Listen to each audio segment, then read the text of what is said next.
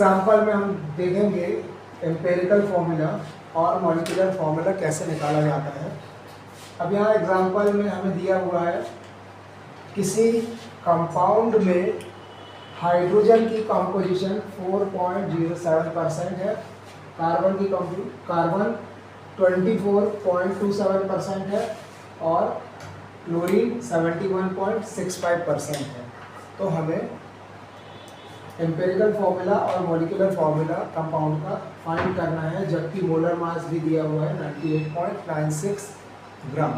इसके लिए हम एक टेबल बना लेते हैं और अपने कैलकुलेशन को सिंपल करने के लिए यहाँ पर फर्स्ट कॉलम में हम एलिमेंट लेते हैं या एलिमेंट का सिंबल लेते हैं। यहाँ पर परसेंटेज जो दिया हुआ है, यहाँ पर एलिमेंट का एटॉमिक मास, यहाँ पर हम मोल्स निकाल लेते हैं। मोल्स निकालने के लिए परसेंट को एटॉमिक मास से डिवाइड कर देंगे तो मोल्स निकल जाएगा। और फिर सिंपल मोलर रेशियो निकालने के लिए यहाँ पर जो भी कैलकुलेशन आएगा उसमें जो सबसे स्मॉलेस्ट नंबर होगा उस स्मॉलेस्ट नंबर से तीनों को हम डिवाइड कर देंगे तो होल नंबर हमें मिल जाएगा। और वो होल नंबर जो होगा मोलर रेशियो होगा, इसमें simplest whole number molar ratio. तो जो हमें गिवन डेटा है उसके अकॉर्डिंग हम लिख लेते हैं कार्बन, हाइड्रोजन और क्लोरीन। कार्बन की परसेंटेज 24.27, हाइड्रोजन की परसेंटेज 4.07 और क्लोरीन की परसेंट 71.65%।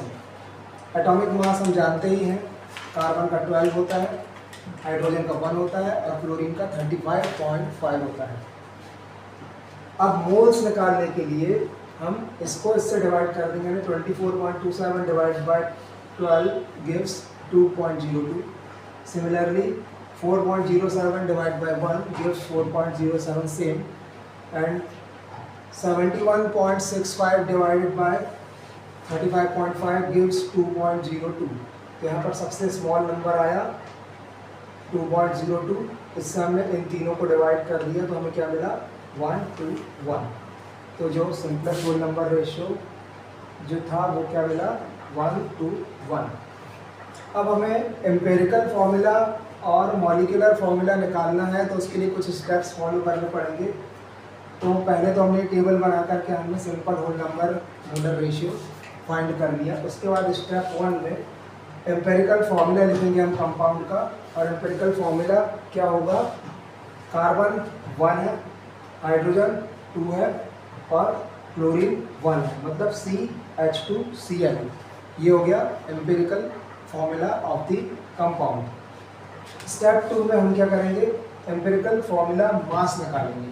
एम्पिरिकल फार्मूला मास निकालने के लिए कार्बन 1 है तो 12 प्लस हाइड्रोजन 2 है तो 2 × 1 प्लस क्लोरीन 1 है तो 1 × 35.5 और कैलकुलेशन के बाद हमें मिलेगा 49.5।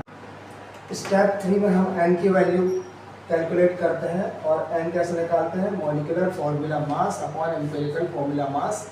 मॉलिक्यूलर फार्मूला मास हमें यहाँ ऊपर दिया हुआ है 98.96 और एम्पिरिकल फार्मूला मास अभी हमने ऊपर कैलकुलेट किया है 49.5, डिवाइड करने पर मिलता है 2। स्टेप 4 में हम मॉलिक्यूलर फार्मूला लिखेंगे जो होता है n times of empirical formula, यानी molecular formula is n times of empirical formula. n की वैल्यू 2, एम्पिरिकल फार्मूला CH2Cl, 2 से मल्टीप्लाई होगा तो C2H4Cl2 और यही हमारा मॉलिक्यूलर फार्मूला है।